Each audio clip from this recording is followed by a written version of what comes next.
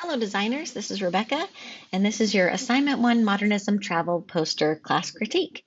I'd like to go over the specs one more time before we get started, just as a nice little reminder. So we are using Adobe Illustrator to create a travel poster for the setting of your novel, incorporating elements inspired by the modernism movement. The required specs are an 11 by 17 inch print profile document, portrait format only. The image must have a border within the document. Content must be the setting of your novel. You may use a maximum of 7 colors in the supplied color scheme below. You may only use colors from the supplied color scheme as well. You may use a maximum of 2 fonts. You may only use fonts from the supplied list below. Image trace command may not be used.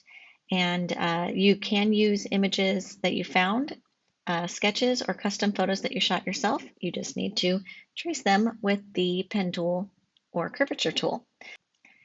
So let's go ahead and get started. First up is Kelvin's. Kelvin did Crazy Rich Asians, and this is incredible. This looks so cool. This I love the lion statue. It's just really nicely done. We have like really nice depth created, and you did a good job getting those shadows in there. The details in the teeth are really wonderful. And I love this perspective, like looking up at this statue and making this statue just super prominent in the image looks wonderful.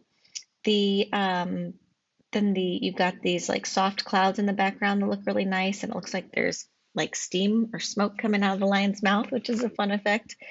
And yeah, so the only things I would say is that maybe I would use a more contrasty color for your border there. Like one of the reds or oranges would look really nice there against that blue and yellow. And you could then even incorporate that into your text so that there's a little bit more readability for the word from over that cloud, as well as with love down there at the bottom if you wanted to. I do recommend maybe using all caps for those words. You just give it a try and see what you like. And from can be a bit smaller as well. I really like this drop shadow that you added to the word Singapore, and that font looks really nice. So if you were to change the color of your border, you would also want to change the color of that little drop shadow that you made there. But it looks fantastic. Really nice composition. Fantastic work, Kelvin. Thank you so much. Next up is Christine's. Christine did Paper Towns.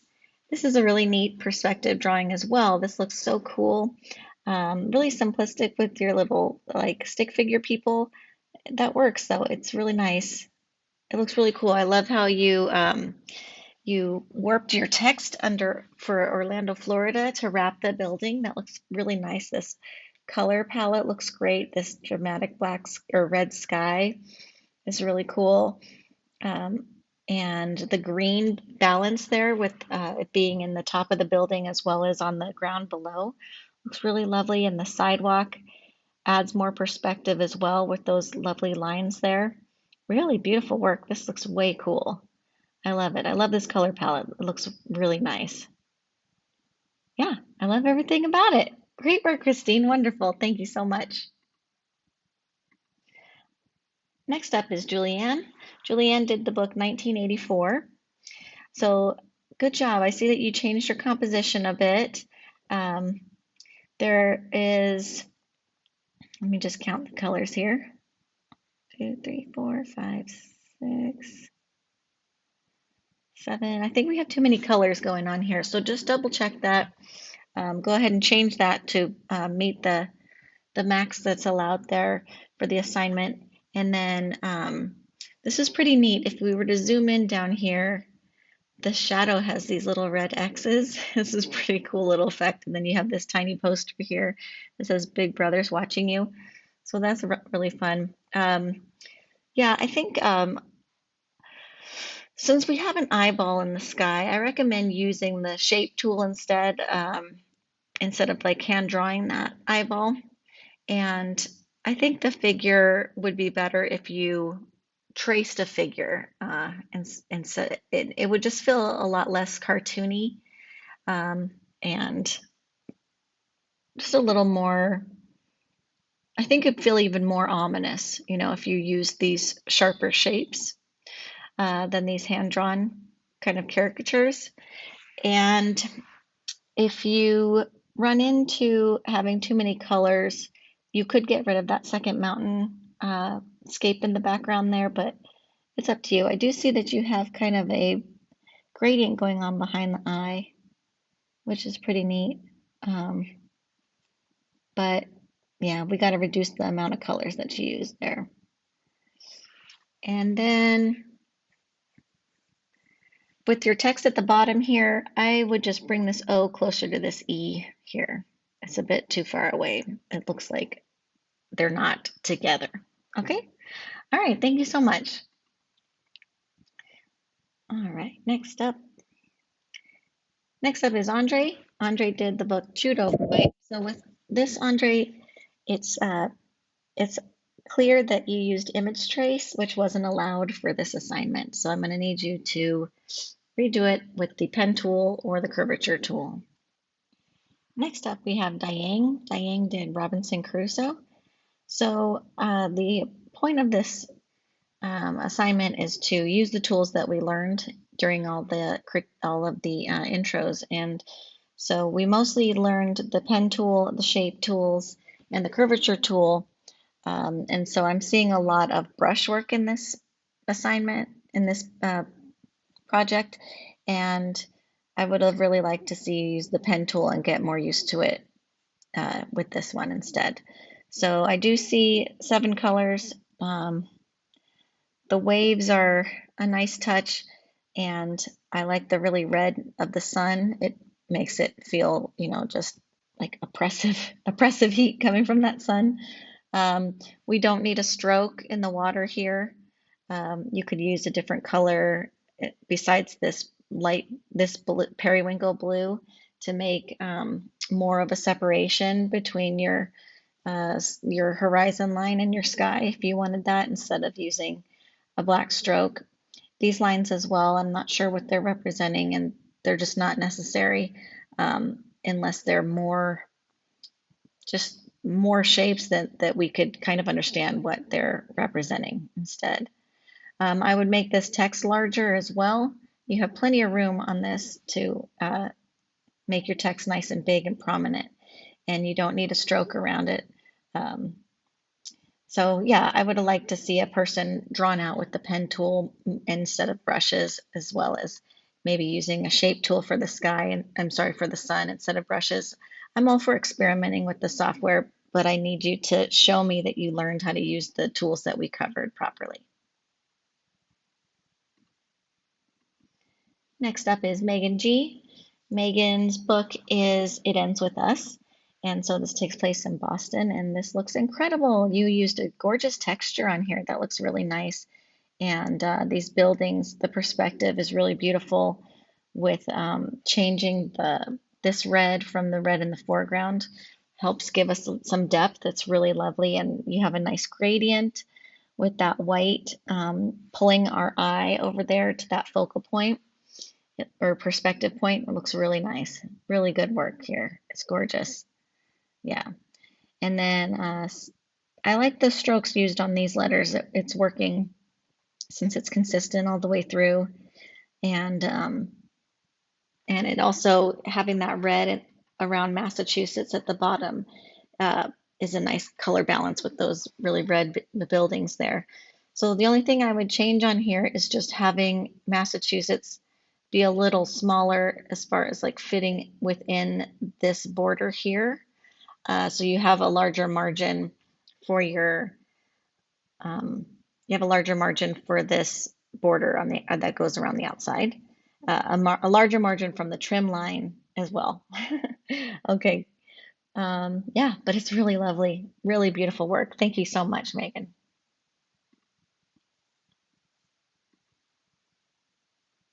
Next up is Dawn. Dawn's book is Where the Crawdads Sing, and it takes place in North Carolina. Great work here. Wow, you used the flare tool there. Good job, Megan. Yeah, this tree looks really cool. And we have all these plants in the foreground really help give us some perspective and depth within the piece. Really nice composition. I like the trees kind of overlapping the outside border. That looks really neat. Then your use of kind of mixing up the blues here to have some color balance is nice. And the way that you overlapped all these plants, they don't really look like, and change the colors of them, helps to make them not look like they've just been duplicated all over the place. So that was a really, really smart choice to do there as well. I don't think that you need the white stroke on anything. I can see why you did it on the plants. Okay, but you don't need it on the trees at all. And then it's nice that you experiment with some gradients as well. So just to let you know, oh, and I see this brush effect. You changed the stroke to use a brush there. Okay, all right. I do love this reflection on the water and that the swamp water is like so black. It ties in nicely with this black border around the piece as well. Really nice. Yeah. So with the flare tool, whenever the flare goes over a white area, it creates this sort of muddiness. And so to fix that, you can just draw a white shape over this. Just cheat. You know what I mean? So just use your pen tool, draw a shape with a white fill and no stroke, and then and make sure that that layer is on top of the flare layer so that it just covers that right up there. Um, but other than that, when the flare is over color, that's when it works best. It just looks weird when it's over white. Okay, great, great work. Thank you so much, Don. Next up, we have Max. Max's book is The Road, and this is really cool, Max. It turned out really nice. I love the stark whiteness of the moon up there, balancing with the road down here. And so in any composition, our eye is going to be drawn to the lightest area in a composition. So when you have this really neat road pulling our eye back to the background, like to these houses in the back, and then the moon up above, like pulls our eye up to the top of the um, composition then, and then we've got these red trees that kind of pull us around. So you're really doing a nice job directing the eye around the composition. It's really lovely.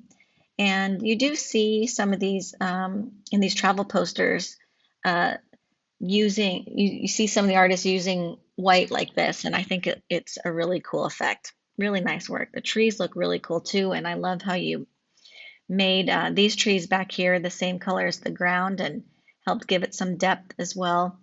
The um, the the green and the blue, the green sky and the blue houses really do help to make it look like the background is receding, back into the back of the composition. Really nice work. Awesome. And your text looks great too. This is my favorite font. So wonderful job. Really great job. Thank you so much.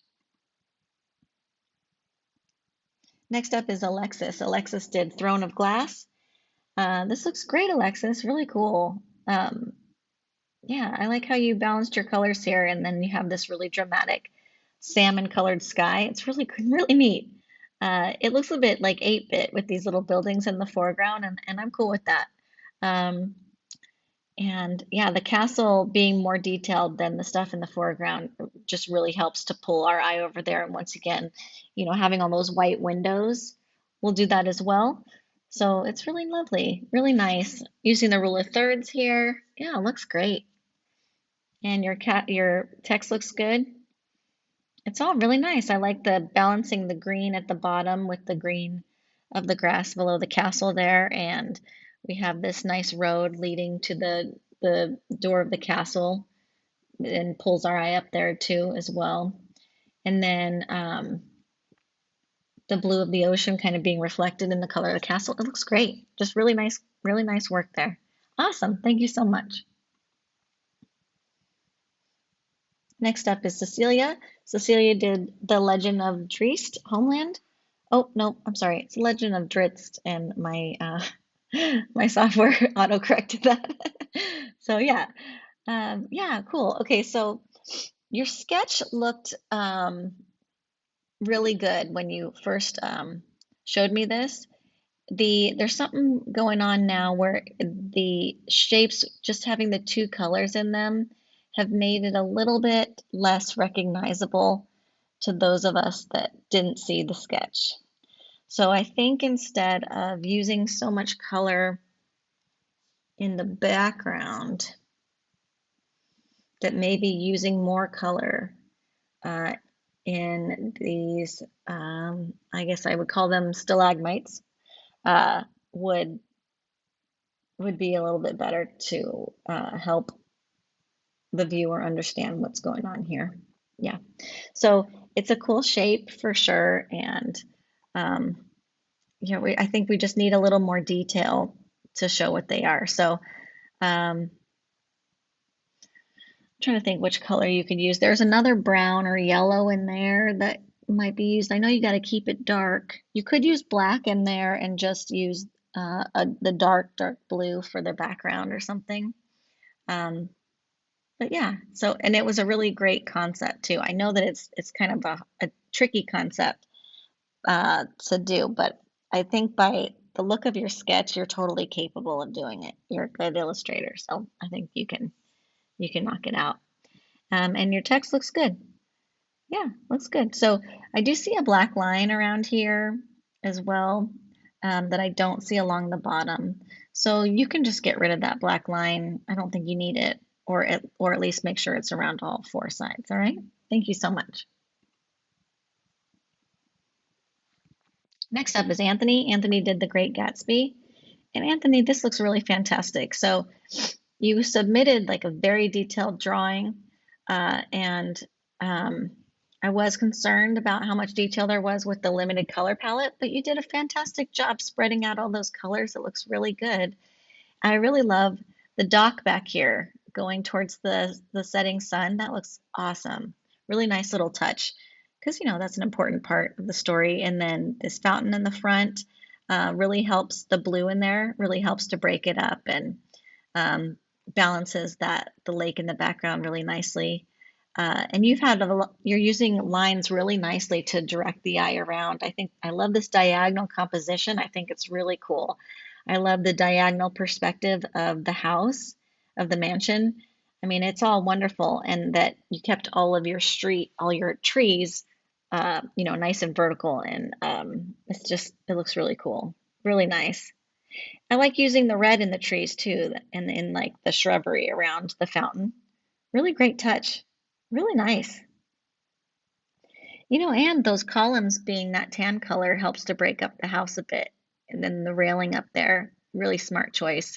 Nice and contrasty in the building. And yeah, it helps to give the building some depth as well. Lovely. Lovely job.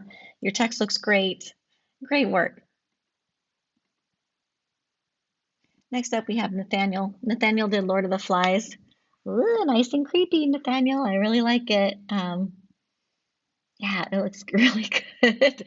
I love how everything feels melty and like oozy and creepy. It's really good. I mean, the whole book is so dark, and um, this is it's not, even though the colors that you chose aren't dark, the way that you drew them and illustrated them is gives us that nice dark feeling. So that's really lovely. I do like the yellow in the trees too. That's a really nice way to break that up. And this kind of sage green mixed with the grass green looks really lovely. And I'm glad to see some gore in here. It's a gory book. I'm glad you didn't hold back. Let us have it. And then all these lines in the foreground that are like pulling us to look back at the head on the stump. It's a really smart decision there as well. Yeah, it's like everything's kind of circling around it. Looks great. Really good. So the text, I think you have a little bit of room to just nudge it down a bit. It feels like it's a bit close to the frame, to the image, when you have this large margin at the bottom. So that's the only thing I would do. Oh, and it doesn't look quite like the word flies doesn't look centered. It looks like it's over to the left a bit. So I recommend making the word flies all capital, and then just readjusting that all of that is centered there. Okay? Thanks so much, Nathaniel. Next up, we have Megan M. Megan also did Crazy Rich Asians, and this is gorgeous. It's so beautiful. Breathtaking. You did a wonderful job here. So I'm just looking. So yeah, so it looks like you changed your opacity a bit. So we got the colors in there, but just changed the opacity so it looks a little different. Okay. We don't need by Kevin Kwan on here. So go ahead and get rid of that and then just make the, we also don't need in Crazy Rich Asians. So just use the word Shangri-La Hotel and make them nice and big across the bottom because you'll have lots more room there. But I really like the plant kind of breaking out of the border at the bottom. That's a lovely touch. This centered composition works really nicely because it's balanced symmetrically. It looks gorgeous. And the colors are just fantastic. It's so striking and dramatic. And I just love the Art Deco-ness of the building itself. It's just so gorgeous. There's such nice perspective here. And like the shadows look so cool. It really helps give it a lot of depth. I'm not sure if it's shadows or if it's like an architectural panel, but gosh, it's neat. It looks like shadows, so that helps a lot. It's really cool. Really nice work. Thank you so much, Megan. Next up, we have Cheyenne. Cheyenne did the crone one. I'm sorry, the clone one. There's another autocorrect I have there. So this looks really cool too. I like the trees in the foreground and this like very detailed and clean building in the background of the detail in the lights and the railing, and you used a little gradient there around the doors and the windows. That looks really pretty. Yeah, it just, it makes the building feel really massive because we have these large trees in the foreground. We can tell they're like oak trees with all the knots um, that you traced out. It looks really pretty, really nice detail there. If you didn't have that detail in the trees, it wouldn't look quite the same. So the details that you chose to accentuate both the building and the trees were really smart choices. I even like the grass coming up over the trees here. That's also a lovely detail too. Yeah. Yeah, this looks really neat. So the only thing I'm seeing is this like thick black line over here. I'm not sure if it's part of the building because it comes across here, but it's not on the other side. So, and maybe it's not on the other side because the tree's covering it. I just want you to double check on that and see if that's intentional or not. And then yeah, but lovely color composition.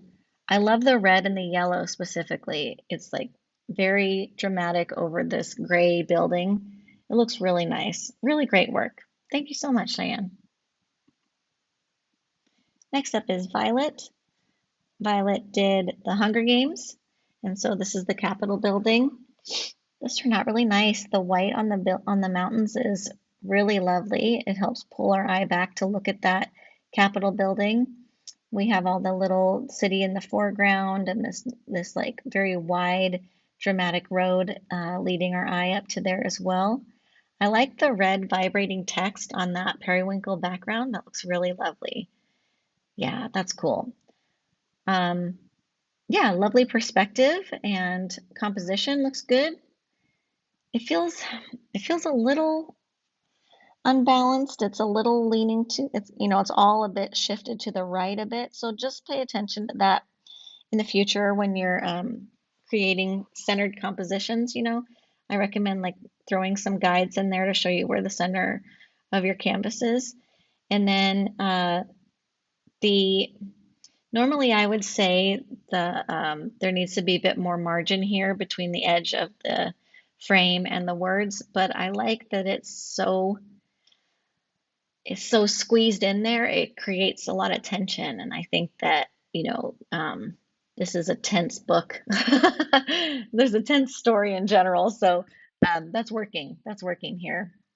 And also, I would say that you don't need the yellow stroke, but um, yeah, I mean, maybe try it without the yellow stroke on the buildings and see how it looks. And uh, if if you don't like it, you can just put the yellow stroke back on there. But I really don't think you need it.